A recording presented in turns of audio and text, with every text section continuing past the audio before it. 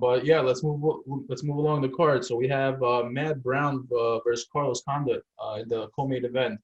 Two legends in the sport. One maybe a Veterans. little bit bigger than the other, and yeah, two veterans. I feel like Carlos Condit did a little bit more in the sport. Bigger name. I believe more people know who Carlos Condit is Yeah, he was just because of involved a his bit relationship. more. Yeah, he has bigger fights. He fought for the title with George St. Pierre. Everybody knows that fight with George St. Pierre. So this is a sick fight. What do you think? What do you think of this fight? So this one is actually very interesting. The UFC has actually made a very great matchup here, in my opinion. These are two veterans, two old-time fighters, and it makes a lot of sense to match them up. They're coming from the same era. They're coming from, they're pretty much the same age.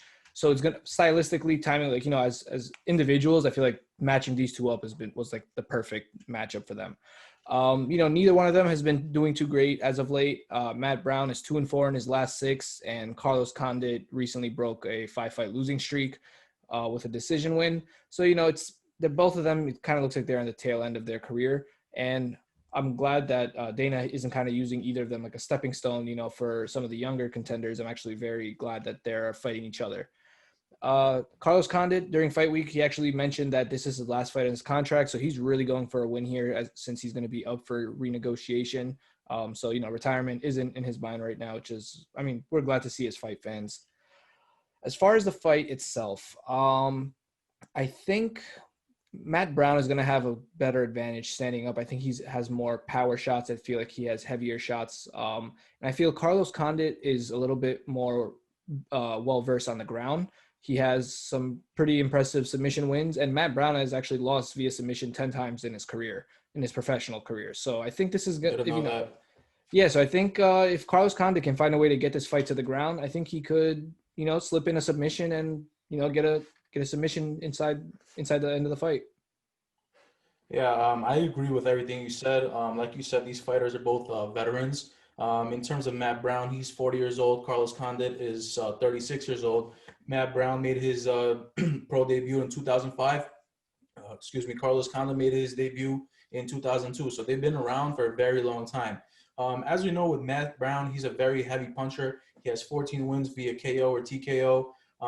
But with Carlos Condit, the thing about him is that not only is he well versed on the feet, he's also a great submission artist, as you mentioned. So Carlos Condit could do everything. He could knock out his opponent. He could win decisively. He could win via decision, via submission. He could do it all.